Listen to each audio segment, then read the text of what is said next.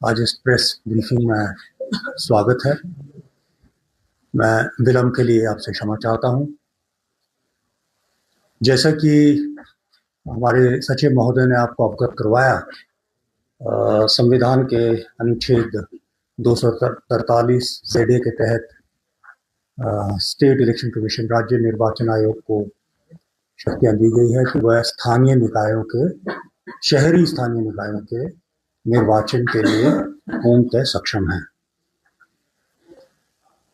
इस कड़ी में राज्य निर्वाचन आयोग राज्य के ऐसे शहरी निकायों जिनका आरक्षण रोस्टर आयोग को प्राप्त हो चुका है और उनकी जो special revision of electoral rules है, वह भी कल समाप्त हो गई है। तो इन सब शहरी निकायों में निर्वाचन करने का फैसला किया है। इस कड़ी में 51 ऐसी हमारी शहरी निकाय शामिल हैं, जिसमें 4 नगर निगम, सोलन, धर्मशाला, पालमपुर और मंडी, 4 ये हैं। इसके अलावा 25 नगर परिषद और 22 नगर पंचायत। 4 नगर निगमों में 64 वार्ड सीमांकित किए गए हैं, परिसीमांकन जहां हुआ, और 25 नगर परिषद में 229 वार्ड्स का परिसीमांकन हुआ है तथा 22 नगर पंचायतों में 156 वार्ड्स का परिसीमांकन हुआ है। तो कुल 449 वार्ड्स में निर्वाचन प्रस्तावित है। सर्वप्रथम निर्वाचन को क्रियान्वित करने के लिए मतदाता सूचियों का अद्यतन जो वर्जन है वो हमारे पास उपलब्ध होना चाहिए। आप सबको ज्ञात है कि राज्य निर्वाचन आयोग ने 1/10/2025 को एलिजिबिलिटी मानते हुए उस समय ड्राफ्ट इलेक्टोरल रूल्स जारी किए थे और 13/11/2025 को फाइनल भी कर लिए थे। लेकिन किन्हीं कारणवश, जिनसे आप भली भांति परिचित हैं, उस समय निर्वाचन नहीं हो पाए। अतः ये ना हो कि जो एलिजिबल इस पीरियड के दौरान हमारे जो प्रदेशवासी हैं एलिजिबल हो गए हों, वह अपने मतदान से वंचित रह जाएं। तो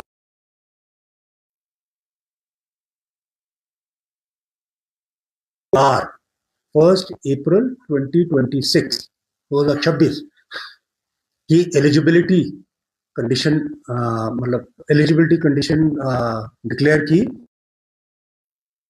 भी किया गया।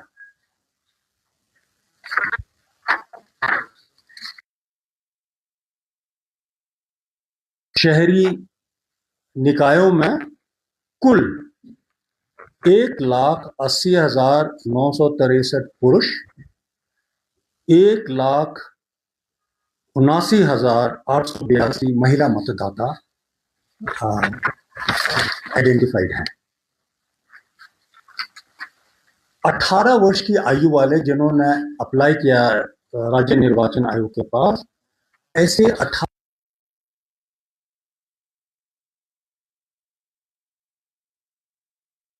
47 महिला मतदाता हैं।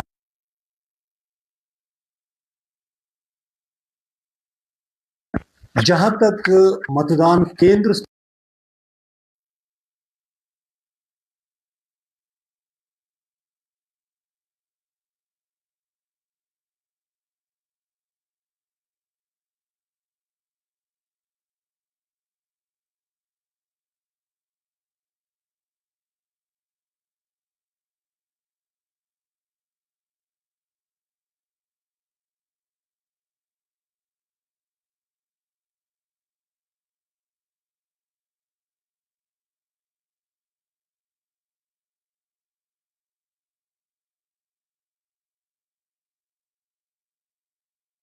अलग पोलिंग स्टेशन, पृथक मतदान केंद्र स्थापित किए जाए जहां तक संभव हो।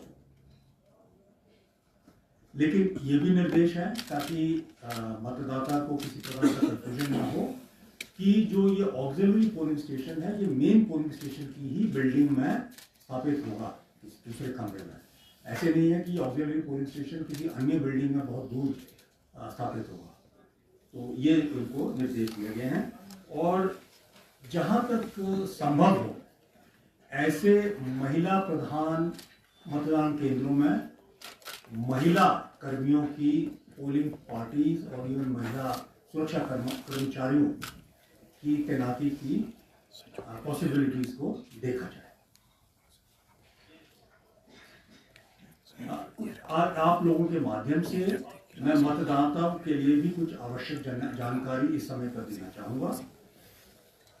मतदाताओं को मतदाता सूची में उनकी क्रम समय आदि की जानकारी मोबाइल आदेश एसएमएस के माध्यम से भी दी जाएगी, परंतु यह जानकारी उन्हीं मतदाताओं के लिए संभव होगी जिनके मोबाइल नंबर्स ईसीआई के डेटाबेस में दर्ज है, क्योंकि उसके बगैर हम इस तरह की सूचना देने में असमर्थ हैं। लेकिन इसके अतिरिक्त कोई भी मतदाता सारथी ऐप, एक मोबाइल ऐप है स्टेट इलेक्शन कमीशन का, सारथी ऐप के माध्यम से भी मतदाता सूची में अपना और अपने परिवार एवं संबंधियों का नाम देख सकता है। वोटर सारथी ऐप राज्य निर्वाचन आयोग की वेबसाइट secHP.hp.gov.in तथा प्ले स्टोर पर उपलब्ध है। आयोग मतदाताओं को यह सूचना भी देना चाहेगा कि भारतीय निर्वाचन आयोग और राज्य निर्वाचन आयोग दो भिन्न कॉन्स्टिट्यूशनल बॉडीज हैं। भारतीय निर्वाचन आयोग लोकसभा, राज्यसभा एवं असेंबली विधानसभा के निर्वाचन संपन्न करवाता है, जबकि राज्य निर्वाचन आयोग स्थानीय निकायों अथवा पंचायत समिति, जिला परिषद, नगर पंचायत, म्यूनिसिपल काउंसिल अथवा म्यूनिसिपल कॉर्पोरेशन के निर्वाचन पूर्ण करवाता है। स्थानीय निकायों में यानी कि जो अब इलेक्शन होने वाले हैं उसमें मतदान करने के लिए मतदाता का नाम राज्य निर्वाचन आयोग की मतदाता सूची में होना आवश्यक है। किसी मतदाता का नाम अगर राज्य निर्वाचन आयोग की मतदाता सूची में अब तक नहीं आया है तो दुर्भाग्यवश वो मतदान से वंचित रह जाएगा। यद्यपि हमारा प्रयास रहा है कि लोगों में इस बात की जानकारी समय समय पर देते रहें, और जो हमने स्पेशल रिवीजन ड्राइव किया था इसका मकसद भी यही था कि यदि लोगों किसी का नाम छूट गया हो तो वो अपना नाम शामिल कर ले, और हमें आशा है कि ऑलमोस्ट सबके नाम राज्य निर्वाचन आयोग की मतदाता सूची में शामिल हो गए होंगे। यहाँ मैं ये भी स्पष्ट करना चाहूंगा कि जो भारतीय निर्वाचन आयोग ने एपिक कार्ड दिए हैं वो एक आइडेंटिटी डॉक्यूमेंट है। वो आपको मतदान करने की राइट नहीं देता है, बल्कि मतदान केंद्र पर जाकर अपनी पहचान स्थापित करने का एक साधन है। और अपनी जब आप मतदान के लिए जाएं तो अवश्य अपना एपिक कार्ड जरूर ले जाएं। यदि किसी कारणवश आपके पास एपिक कार्ड नहीं है तो अब इलेक्शन कमीशन जो हमारा राज्य निर्वाचन आयोग है उसके 16 और आइडेंटिफाइड डॉक्यूमेंट्स हैं, जिनमें से कोई भी आप एक ले जा सकते हैं, जैसे कि आपका आधार कार्ड है, ड्राइविंग लाइसेंस है, पैन कार्ड है, राशन कार्ड है, छात्र पहचान पत्र है इत्यादि है। तो ये आप हमारी वेबसाइट पे भी देख सकते हैं और डिटेल में थोड़ी समय में प्रेस के माध्यम से मैं आप सबको भी दे दूंगा। मतदाताओं के लिए निर्वाचन लड़ने वाले अभ्यर्थियों से संबंधित सूचना उपलब्ध करवाना भी राज्य निर्वाचन आयोग का एक इम्पोर्टेंट दायित्व है। इसके लिए डीपीएमआईएस एप्लीकेशन विकसित की गई है। इस एप्लीकेशन से कोई भी व्यक्ति किसी भी निर्वाचन क्षेत्र से निर्वाचन लड़ने वाले अभ्यर्थी का नामांकन, छंटनी, नाम वापसी एवं चुनाव चिन्ह की जानकारी ले सकता है। इसके अतिरिक्त निर्वाचन लड़ने वाले अभ्यर्थियों के चल अचल संपत्तियों, दायित्वों एवं आपराधिक पृष्ठभूमि का ब्यौरा भी देख सकता है। जहां तक कानून एवं व्यवस्था का प्रश्न है, तो प्रदेश में स्थानीय निकायों के चुनाव प्राय शांतिपूर्ण रूप से होते आए हैं और हमें पूर्ण आशा है कि इस बार भी इसमें किसी प्रकार का विघ्न नहीं होगा और यह सारी कार्रवाई शांतिपूर्ण रूप से संपन्न की जाएगी। फिर भी किसी अवांछनीय स्थिति से बचने के लिए आयोग द्वारा अतिरिक्त मुख्य सचिव गृह एवं डायरेक्टर जनरल ऑफ पुलिस, महानिदेशक पुलिस को निर्देश जारी किए हैं कि स्वतंत्र, निष्पक्ष एवं सुचारू मतदान के लिए सुरक्षा के व्यापक प्रबंध करें। मैं आयोग की ओर से सभी मतदाताओं से अपील करना चाहूंगा कि वह निर्भीक होकर अपने मताधिकार का प्रयोग करें। मादक पदार्थों के वितरण एवं बिक्री पर रोक भी एक बहुत जरूरी विषय है, जिसके बारे में आपको मालूम ही है कि फर्मेंटेड या मादक शराब इस प्रकार के इस प्रकृति के अन्य पदार्थ ना बेचे जा सकते हैं, ना वितरित किए जाए। संवैधानिक अवकाश आयोग द्वारा सभी सरकारी एवं निजी संस्थाओं को मतदान के दिन को संवैधानिक अवकाश घोषित करने के निर्देश भी जारी किए जाएंगे ताकि जो मतदाता हैं वो जाकर मतदान कर सके। जहां तक निर्वाचन लड़ने वाले अभ्यर्थी हैं, उनके लिए मैं सूचना देना चाहूंगा कि हिमाचल प्रदेश नगर निगम अधिनियम की धारा 13 क और ख के प्रावधान अनुसार निर्वाचन व्यय संबंधित प्रपत्र पर संधारित करना व रिटर्निंग अधिकारी को संबंधित प्रपत्र पर प्रस्तुत करना आवश्यक है। नगर परिषद और नगर पंचायत का निर्वाचन लड़ने वाले अभ्यर्थियों के लिए भी इसी प्रकार से यह व्यवस्था लागू होती है। नगर निगम का निर्वाचन लड़ने वाले अभ्यर्थियों के निर्वाचन व्यय की अधिकतम सीमा 1 लाख रुपए है। नगर परिषद के लिए 75,000 है और नगर पंचायत के लिए 50,000 है।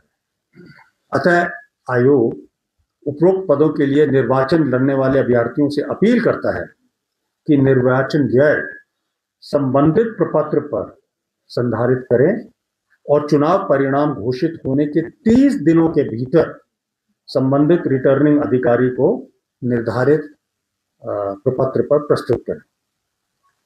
आयोग द्वारा निर्वाचन व्यय दाखिल करने के लिए एक application candidate expenditure reporting system CERS भी बनाई गई है ताकि वो घर बैठ के भी यह अपने जो सूचना है अपलोड कर सकते हैं। आदर्श आचार संहिता निर्वाचन कार्यक्रम जारी होने के साथ ही इन सभी शहरी निकायों में आदर्श आचार संहिता लागू हो जाएगी। यह आचार संहिता चुनाव प्रक्रिया की निष्पक्षता, पारदर्शिता एवं समान अवसर सुनिश्चित करने के उद्देश्य से लागू की जाती है। आयोग सभी मान्यता प्राप्त एवं पंजीकृत राजनीतिक दलों, उम्मीदवारों तथा संबंधित पक्षों से अपील करता है कि वे आदर्श आचार संहिता के सभी प्रावधानों का अक्षरश पालन करें। विशेष रूप से ध्यान रखा जाए कि आचार संहिता के उल्लंघन से बचें। जाति, धर्म, भाषा और या क्षेत्र के आधार पर मतदाताओं को भ्रमित न किया जाए और कोई पब्लिसिटी न की जाए। सरकारी संसाधनों, मशीनरी का चुनाव प्रचार में उपयोग न किया जाए और सार्वजनिक स्थानों पर प्रचार सामग्री लगाने के लिए निर्धारित नियमों का पालन करें। आयोग यह भी स्पष्ट करना चाहता है कि आचार संहिता के उल्लंघन के मामलों में सख्त कार्रवाई की जाए। आयोग मतदाताओं से भी अपील करता है कि वे स्वतंत्र एवं निर्भीक होकर अपने मताधिकार का उपयोग करें और किसी प्रकार के प्रलोभन से दूर रहें। आयोग सभी निर्वाचन अधिकारियों, कार्मिकों, सुरक्षा बलों तथा चुनाव प्रक्रिया से जुड़े सभी अधिकारियों एवं कर्मचारियों को उनके दायित्वों के निर्वहन हेतु हार्दिक शुभकामनाएं देता है। आयोग का पूर्ण विश्वास है कि सभी अधिकारी एवं कर्मचारी अपनी जिम्मेदारियों का निर्वहन निष्पक्षता, पारदर्शिता एवं उच्च स्तर की पेशेवर दक्षता अथवा प्रोफेशनलिज्म के साथ करेंगे तथा स्वतंत्र, निष्पक्ष एवं शांतिपूर्ण चुनाव संपन्न कराने में महत्वपूर्ण योगदान देंगे। आयोग अपेक्षा करता है कि सभी संबंधित अधिकारी निर्धारित दिशा निर्देशों एवं नियमों का कड़ाई से पालन करेंगे तथा मतदाताओं को सुरक्षित एवं सुगम मतदान वातावरण उपलब्ध करवाएंगे।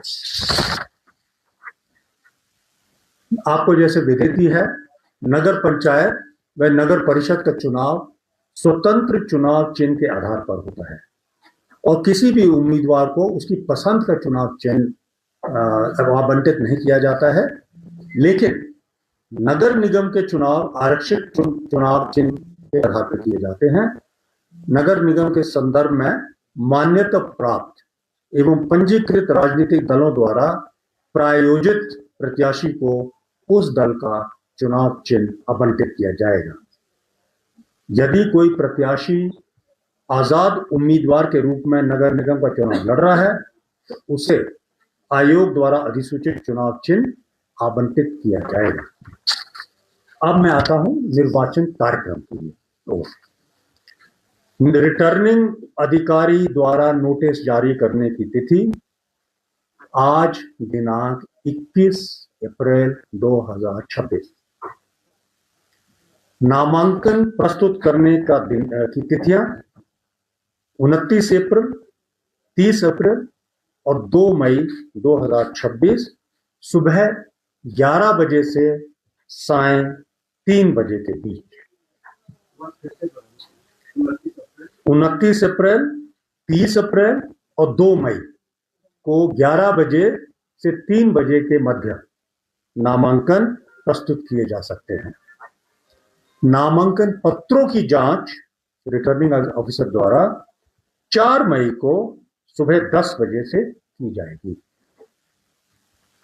उम्मीदवारों को अपना नामांकन वापस लेने का समय भी दिया जाता है। वह 6 मई 2026 सुबह 10 बजे से दोपहर 3 बजे से पूर्व तक, यानी कि उम्मीदवारी की वापसी 6 मई 2026 को प्रातः 10 बजे से दोपहर 3 बजे के दरमियान। नामांकन पत्रों की वापसी के तुरंत पश्चात चुनाव चिन्ह आवंटित होते हैं। तो वह जैसे ही ये वापसी का समय 3 बजे समाप्त होगा तो उसके पश्चात 6 मई को चुनाव चिन्ह आवंटित हो जाएंगे। इसी कड़ी में मतदान केंद्रों की सूची भी प्रकाशित की जाती है डिस्ट्रिक्ट इलेक्शन ऑफिसर द्वारा। यह भी 29 अप्रैल 2024 तक प्रकाशित हो जाएगी। मतदान आवश्यकता पड़ने पर मतदान 17 मई 2026 को प्रातः 7 बजे से अपराह्न 3 बजे तक। 17 मई 2026 प्रातः 7 बजे से शाम के 3 बजे तक। मतदान होने की स्थिति में वोटों की गिनती की जाएगी। नगर पंचायत एवं नगर परिषद से संबंधित मतपत्र हैं अथवा ईवीएम, आपको मालूम है कि हमारा जो अर्बन बॉडीज हैं उनका चुनाव ईवीएम के माध्यम से होता है। तो उसकी गिनती, मतगणना इलेक्शन समाप्त होने के तत्पश्चात हो जाएगी उसी तारीख को, यानी कि 17 मई को 3 बजे के बाद। जैसे कई बार वोटर खड़े होते हैं तो हो सकता है 3 बजे के 3:30 बज जाए, तो तत्पश्चात सारे ईवीएम को एक जो भी काउंटिंग हॉल वहां पे आइडेंटिफाई किया गया है वहां काउंटिंग हॉल में लाया जाएगा और उसी दिन उनमें काउंटिंग हो जाएगी और परिणाम घोषित हो जाएगा। लेकिन 4 नगर निगम जो कि चुनाव चिन्ह पार्टी के जो चुनाव चिन्ह होते हैं उसके आधार पर भी वहां पे मतदान होता है, उनकी मतगणना 31 मई को प्रातः 9 बजे से नगर निगम मुख्यालय में की जाए। धन्यवाद।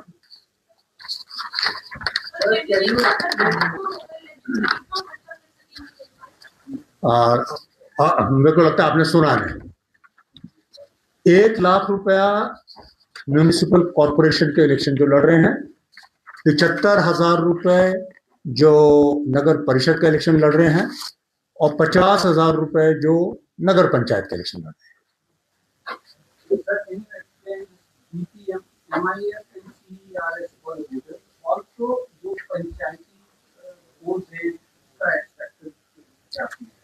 उसके लिए आपको थोड़ा सा संयम रखना होगा। All I can tell you is it shall be declared within this week. एक मिनट एकदम पूरा जवाब तो दीजिए। जहाँ तक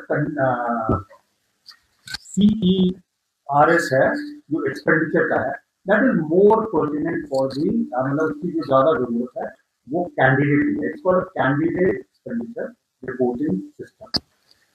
आइडिया इज कैंडिडेट में 2 ऑप्शन है, हमने उसकी सुगमता के लिए ये सुविधा है, या तो वो स्वयं जाता है रिटर्निंग ऑफिसर के कार्यालय में अपने जो भी खर्चे हैं उसका लेखा जोखा प्रस्तुत करे, अथवा ये यहां से अपलोड कर दे।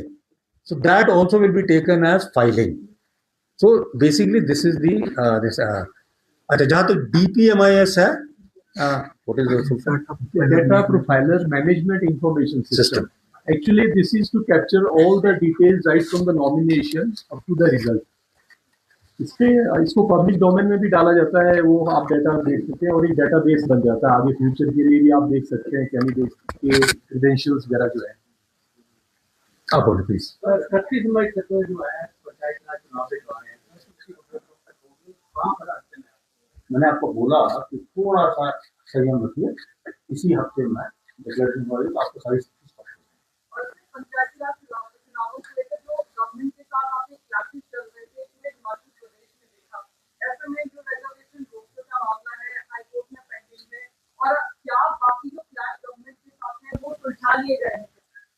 सर्वप्रथम तो मैं आपको क्लैरिफाई कर दूं on this forum to you everybody, there is no clash. It is not a matter of clash. We don't clash with the government.